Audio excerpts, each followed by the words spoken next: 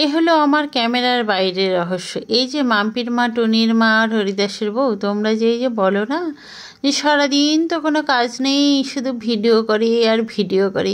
তো এই যে আমার কাজগুলো কে করে দেয় বলো? তো এই যে রান্নাঘরে আছি, যতটুকু সময় রান্না বান্না, কাটা বাছা, ধোয়া মোছা, রান্না থাকে, তারপরে রান্নাঘরটা পরিষ্কার, শুধু যে এইটুকুই দেখাচ্ছি, তাতেই তো তোমার ধৈর্য থাকবে না দেখার যে আমি সারাদিনে কত কাজ করি।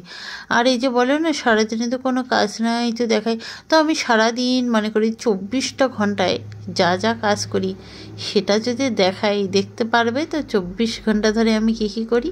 তাহলে বলো না, তাহলে আমি সেই 24 ঘন্টার ভিডিওটা তোমাদের সঙ্গে শেয়ার করছি।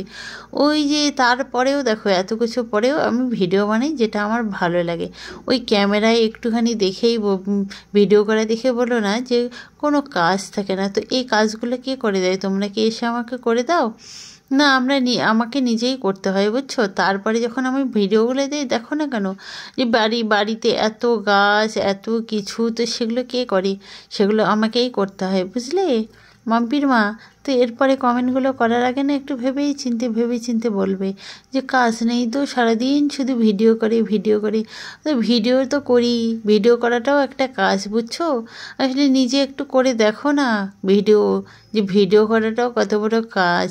তো সেটা না না করতে পারলে, যারা করতে পারে না ওই সারাদিন মানুষের ভিডিও দেখে আর উল্টাপাল্টা মন্তব্য করে, সারাদিন তো আসলে তোমাদেরই কোনো কাজ নেই। যারা মানুষের ভিডিও দেখে উল্টোপাল্টা কমেন্ট করো না, ও তোমাদেরই আসলে কোনো কাজ নেই। সারাদিন মোবাইল নিয়ে ওই পেট ডগের মতো সারাদিন পড়ে থাকো, শুয়ে থাকো, আর হচ্ছে ওই যে মানুষকে উল্টাপাল্টা কমেন্ট করো।